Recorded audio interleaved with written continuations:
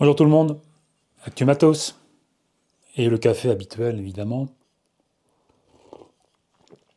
Aujourd'hui je vous présente trois paires de chaussures.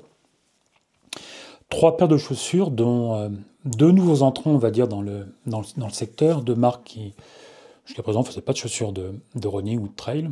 Et puis bien sûr, vous l'avez vu en titre, hein, la marque la plus connue sans doute dans le milieu, enfin même du grand public en général, hein, de toute façon le Nike. Nike c'est une marque de référence et on va en parler. Je commence par cette Rossignol. Rossignol, c'est vrai que c'est pas du tout pour le coup une marque spécialisée dans le running, hein. Rossignol Vésor. Je vous laisse le temps de regarder.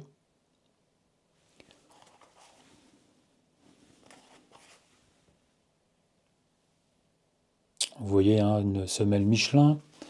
Rossignol n'est pas encore assez, disons, averti ou dans le secteur, dans l'industrie pour avoir sa marque comme Contagrix chez Salomon. Rossignol pour l'instant est totalement inconnu. En tout cas dans le running, parce que dans le ski Rossignol, c'est comme Salomon. D'ailleurs, Rossignol a probablement un peu loupé le coche hein, à l'époque où Salomon s'était lancé dans la rando et la course à pied. Aujourd'hui, Salomon, c'est le leader. Rossignol, pas du tout. Alors, ils lancent une chaussure de trail. Ils avaient jusqu'à présent, enfin pour l'instant, quelques chaussures de fast hiking, rando, pas terribles. Mais Rossignol, c'est aussi la boîte, enfin la marque, l'entreprise qui gère les stations de trail, la marque station de trail. À l'époque où c'était plutôt Red Light qui avait lancé ça, et puis Rossignol avait racheté la marque Red Light, et puis il y a eu un micmac, mais Rossignol a gardé les stations de trail, et évidemment, il faut avoir des chaussures de trail pour courir. Donc ils ont lancé ça, une chaussure assez classique, très classique, même d'ailleurs un peu de loin, vite fait, vous pourriez penser que c'est peut-être une speed goat, hein. On voit cet aileron à l'arrière, assez typique des Hoka. Rossignol, c'est pas un expert, ils sont contentés de peut-être, hein, en tout cas pour être sur deux, de faire à peu près ce que fait tout le monde. Assez peu d'innovation sur cette chaussure et probablement en fait quelque chose qui va bien fonctionner. Je vous la présente rapidement, une tige classique avec une languette, avec un petit rattache sur le côté pour éviter qu'elle tourne, un peu de pare-choc à l'avant, un mesh assez fin, assez léger. Alors la chaussure pèse 285 grammes, ça va, c'est correct. C'est correct dans la norme pour une chaussure qui, moi que j'estime polyvalente, probablement même capable de faire de l'ultra, avec une super gonne normalement à Michelin, c'est très bien. Une mousse EVA compressée sans doute, hein. Encore une fois classique. On devine en vert ici une plaque, quelque chose qui apporte un peu de rigidité à l'ensemble, parce que la mousse est quand même assez souple. Elle est assez souple quand on court avec, on sent vraiment qu'elle est même moelleuse, et en tout cas, moi je suis très bien dedans. Je trouve que c'est potentiellement, j'ai pas vraiment testé, hein, j'ai fait juste un petit footing vite fait. J'ai pas vraiment testé, mais je trouve que elle est plutôt bien née. Je pense pas faire de test non plus sur Journal du Trail, mais elle est plutôt bien née, un bon équilibre. Qu'est-ce que j'ai marqué dans mes notes? Ouais, confortable, agréable, moelleuse. Alors éventuellement, il manque un petit peu de maintien à l'arrière. J'ai trouvé que le pied avait tendance un peu à glisser sur l'arrière. Je sais que ça peut déplaire à certains. Moi, j'aime bien quand le talon bouge un peu, ça donne de la souplesse en cas de glissade ou de dévers un peu prononcé. Ça évite que le pied soit trop bloqué, et un peu de liberté à l'arrière. Ça, j'aime bien, mais peut-être un peu trop. En tout cas, ouais, une petite présentation rapide de cette Rossignol Vésor. Drop 6, des crampons de 3-4 mm. Donc une chaussure, sans prise de risque, alors je dis sans prise de risque, parce que justement l'autre, vous allez voir, Rossignol reste dans les pieds ou dans les pas de ses concurrents en proposant une chaussure plutôt bien née, et que je trouve sympa à courir, et qui, je pense, devrait être efficace à peu près tous les terrains. Bravo Rossignol, on va dire. C'est pas simple de se lancer dans une nouvelle industrie, on va dire. Voilà. Deuxième chaussure. Celle-là, alors pour le coup, celle-là, elle est très différente. X-Bionic. Alors vous l'avez sûrement vu passer, hein, en photo en tout cas au moins. Elle est encore assez peu présente dans les magasins, hein. Je crois que c'est des problèmes d'approvisionnement. X-Bionic, c'est pas du tout une marque de chaussures non plus, peut-être un peu plus averti de l'industrie du trail, parce que X-Bionic, ils fabriquent des vêtements hein, un peu compressés, bon, des t-shirts, là, ils m'ont envoyé ça aussi avec, euh, des cuissards, là c'est un cuissard compressé, X-Bionic, très bonne qualité, un super produit, un tissu qui tient, qui dure, plutôt costaud. C'est suisse, alors prix va avec, hein, parce que la chaussure ici, ils la vendent à 300 euros. 300 euros. 300 euros pour une chaussure de trail d'une marque qui n'est pas connue pour ça, avec, disons, pas mal d'originalité. Alors, est-ce qu'on appelle ça de l'innovation? Je ne sais pas. Vous pouvez voir qu'ici, je vous la montre, je n'ai pas fait de zoom, il y a une sorte de structure à l'extérieur qui fonctionne comme si un peu elle englobait le reste de la chaussure. J'ai rarement vu ça sur le marché aujourd'hui, en tout cas chez la concurrence. Il le présente comme ça, une chaussure qui a alors j'ai plus le terme qu'ils utilisent, mais une sorte de, alors je vous montre aussi l'autre parce que le coloris est différent, c'est marrant. Une sorte de structure, un peu un exosquelette. Alors c'est le VA classique, je pense, pareil, compressé, moulé. Et à l'intérieur, on l'aperçoit dessous ici au talon. Une mousse beaucoup plus moelleuse. Alors je pense pas que ce soit du Peba. C'est sûrement une mousse infusée, mais je crois pas que c'est du Peba. J'ai pas vu Peba dans les specs, mais beaucoup plus souple et donc qui apporte un moelleux et un amorti, donc plutôt un confort à l'impact, et sans pour autant être trop instable ou trop molle, parce que autour il y a cette carcasse qui stabilise ensemble. Je suis toujours sceptique, moi, quand je vois des marques, tous de nouveaux entrants comme ça, lancer des produits très différents de ce qui existe sur le marché, en tout cas pour ce système-là, comme s'ils avaient trouvé la solution au fameux problème du besoin qu'on a d'avoir une chaussure avec un bon amorti assez souple, mais en même temps assez structuré pour éviter de partir un peu n'importe comment dans les dévers. 300 euros pour une chaussure qui est en tout cas visuellement innovante. Je ne suis pas sûr que sur le papier ça soit forcément excellent parce que les autres ne font pas vraiment ça. Hein, les autres, c'est des chaussures. Voilà, il y a une mousse dessous, il y a des petits renforts comme ici en verre pour éviter que ça bouge trop à l'arrière. Et puis la tige, elle est fixée dessus, quoi. On n'a pas une mousse à l'intérieur qui est englobée, visuellement en tout cas comme ça, sur l'extérieur par cette espèce d'exosquelette. Bon. Je cours avec, mais je suis un peu critique. Je suis toujours critique des marques qui se lancent dans l'innovation visuelle ou qui utilisent de grandes phrases pour expliquer que voilà, ils ont trouvé la solution au problème. Bon. La tige est top, hein, la qualité est plutôt bien excellente. C'est un tissu assez serré, élastique et probablement robuste, dans l'esprit de ce que fait d'ailleurs X-Bionic sur ses cuissards hein, et ses solutions de compression, on va dire.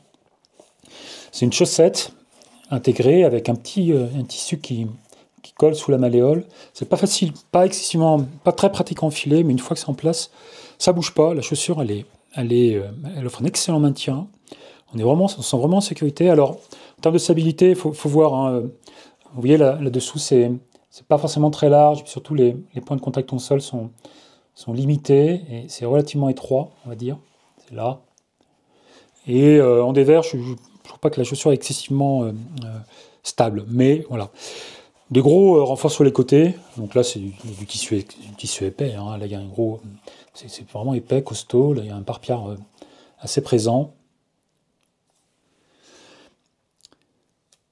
Je trouve que c'est une. Alors si, j'ai oublié de dire un truc important. Il y a une plaque carbone à l'intérieur. Je pense que ça sert à rien. Ça sert à rien pour deux raisons. Les plaques carbone dans l'idée de ce genre de chaussures, hein, ça. Les plaques carbone, leur fonction, c'est d'apporter un peu de stabilité, un peu de structure aux mousses très molles et très réactives des chaussures de route, et dans l'ensemble, ça permet de gagner un peu de gain en performance, en économie de course, au-dessus d'une certaine vitesse, on va dire 14-15 km/h. C'est marginal, hein, c'est 1%, 2-3% peut-être, mais quand même. Entre elles, on va rarement 15 km/h, sauf sur peut-être Cerzinal quand on s'appelle Kilian, mais on va rarement 15 km/h. Donc le gain de la plaque carbone, en tant que plaque carbone pour offrir de la propulsion et un gain dynamique, en trade, ça sert à rien.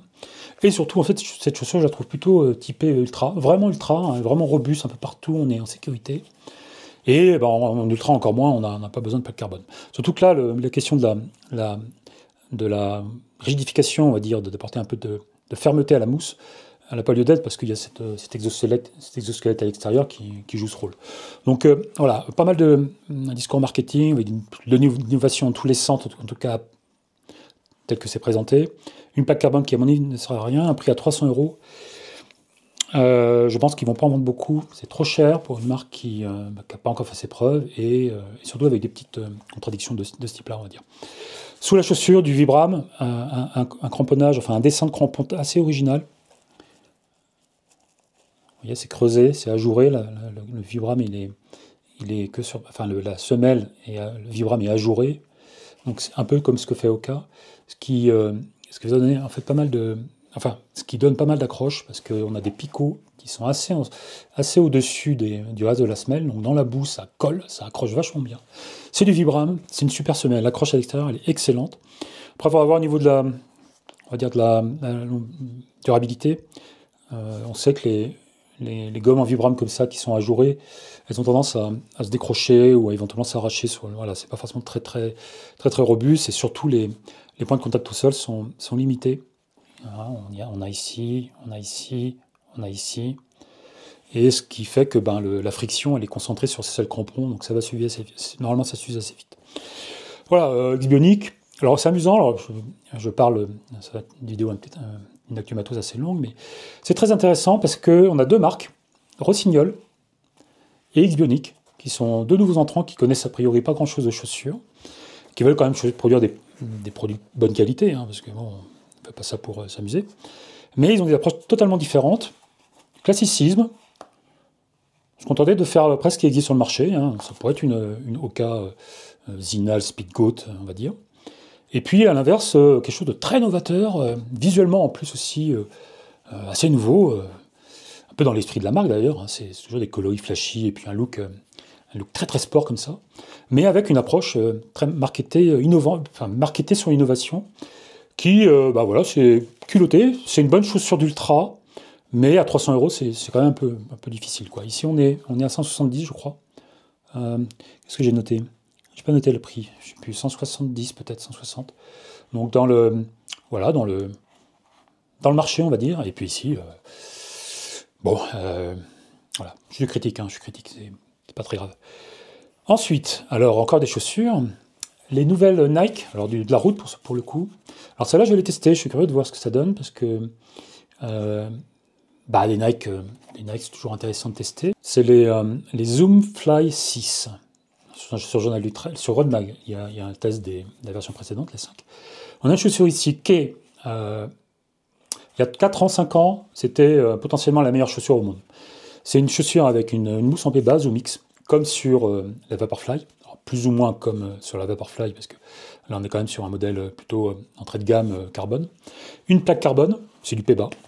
Une plaque carbone qu'on voit ici apparaître, et une tige plutôt fine, assez légère. Pour un poids de 245 grammes, on est sur une chaussure qui est quand même plutôt légère. Un prix de 170 €. Donc là, on a quelque chose d'intéressant, surtout quand on sait que Nike a tendance à dropper les prix assez vite. D'ici 6 mois, elle sera plus qu'à 130. Et qualité sur le papier d'une chaussure carbone. Vraiment la super chou en carbone avec une mousse, je vais vous montrer, je ne sais pas si vous allez voir, mais c'est très mou.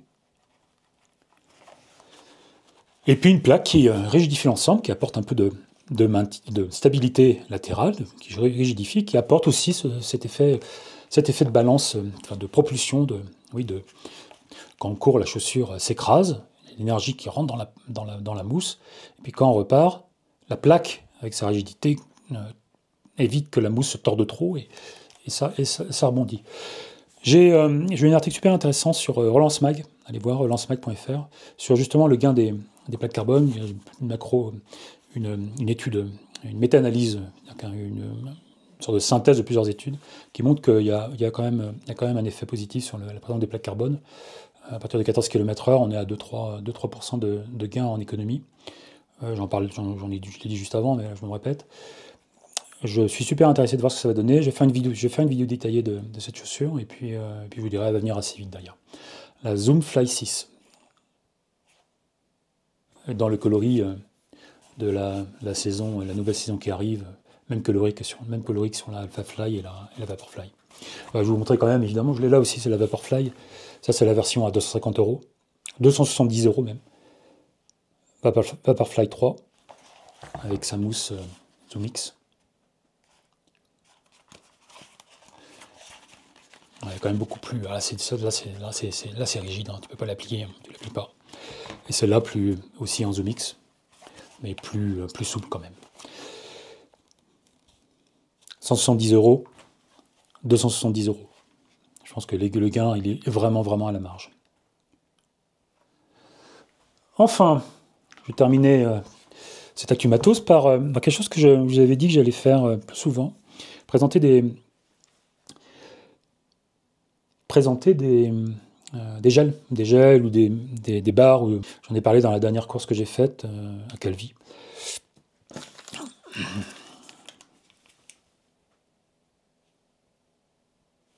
Morten, évidemment, Kylian Jornet, Tim Wamsley, Eliud Kipchoge, meilleur coureur au monde qui utilise cette marque-là. Ça fait pas mal de bruit. J'ai voulu tester à quoi ça ressemblait. Alors, ils ont... je parlerai peut-être un petit peu plus en détail, éventuellement sur une vidéo là-dessus. Peut-être que je ferai une vidéo sur ces nouveaux gels un peu particuliers. Morten, ils ont des gels. Ils ont des barres. Et ils ont aussi de la poudre cétonique, enfin de la poudre qu'on met dans les... Il faut que j'aille en chercher, je ne les ai pas montés là. Je vais vous montrer à quoi ça ressemble, c'est marrant. Les gels. Alors c'est des gels, des hydrogels, c'est plus de la gelée que du gel, comme il y a chez Decathlon, du gel, c'est une sorte du caramel, on va dire. Là c'est de la gelée, je vais vous montrer. Je vais amener une cuillère pour vous montrer à quoi ça ressemble. C'est vraiment de la gelée.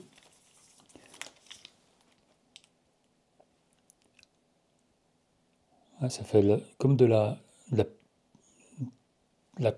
confiture de framboise, quoi. Merde, putain, j'en fous partout.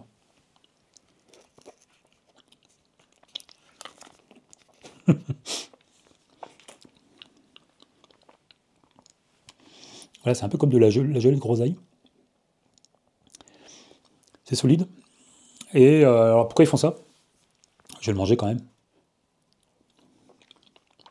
On est en train de manger de la gelée de framboise. Enfin, de la gelée de framboise à la texture, pas au goût. Hein. Ça n'a pas de goût, c'est juste sucré. Pas excessivement sucré.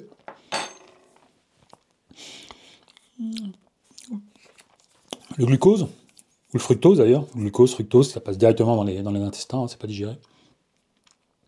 Ça passe quand même entre-temps dans l'estomac, et souvent quand on en mange trop, enfin on en mange, il faut en manger un certain nombre, on va dire. En course, on a souvent des problèmes d'estomac, c'est dur à manger, voilà. La pectine, là, qui s'utilise, c'est pas que de la pectine, je crois que c'est le terme qu'ils utilisent. Je suis pas chimiste, hein.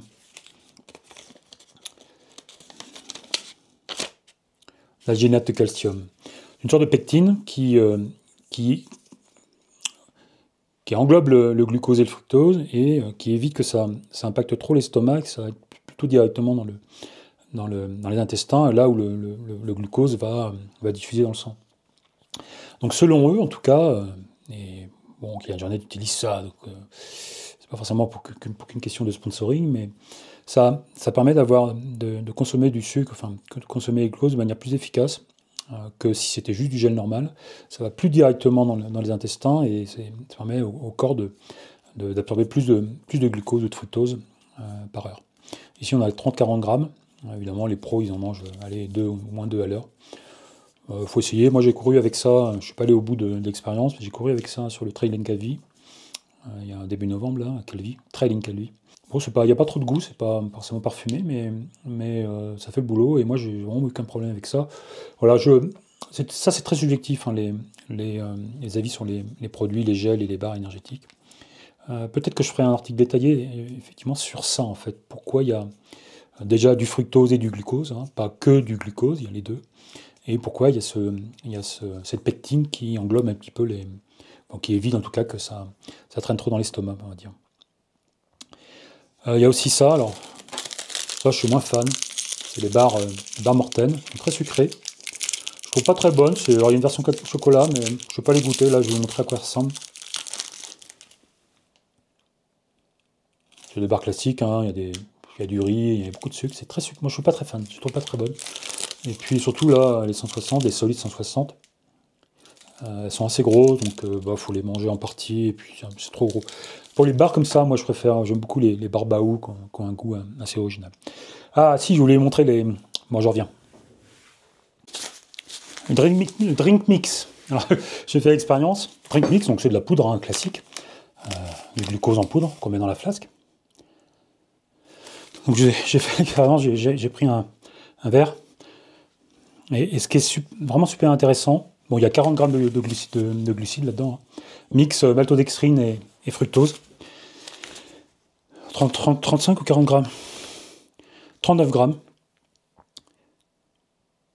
Moitié-moitié à peu près maltodextrine et fructose. Ce qui est intéressant dans ce truc-là, c'est que c'est, vous n'allez pas voir, hein, mais c'est, une fois que c'est, alors ça prend un peu de temps à diffuser, à se dissoudre, mais c'est liquide, hein, mais c'est pas complètement liquide, ça fait un peu comme, enfin vous allez rien voir si je vous fais ça, mais ça, c'est un peu épais, un peu comme si c'était très, très sucré. On voit que c'est pas tout à fait comme de l'eau, ça coule. Côté un petit peu pas gras, mais ouais, c'est bizarre. C'est le même principe que pour les gels. Il y a une sorte de pectine, cette alginate là, qui fait le même principe. En fait, ça permet d'éviter, enfin, ça évite que le glucose et tout ça arrive dans l'estomac, que ce soit trop agressif, cette impression que c'est un peu sucré, désagréable quand on boit. C'est pas très sucré, pourtant il y a quand même 40 grammes là-dedans. Hein. C'est pas très sucré, donc dans une flasque. Et ça se boit assez bien, ça n'a pas beaucoup de goût, c'est un petit côté un petit peu amer, je ne sais pas d'où ça vient. Bah voilà, c'est le principe. Alors j'ai testé, j'ai pas testé en cours, j'ai testé à l'entraînement. Et pour une course, on sent pas le sucre, c'est marrant. La prochaine course, je fais l'exercice de charger les flasques avec ça. Donc voilà une vidéo peut-être un peu longue, avec matos un peu longue aujourd'hui. 3 paires de chaussures, et puis j'ai passé du temps à expliquer ces produits Morten, là, ce gel, c'est vraiment des gels, hein, en premier sens du terme, hein, c'est du gelé Morten. Vous avez moins 10% sur lefilisier.fr en tapant le code Vincent G, en majuscule Vincent G.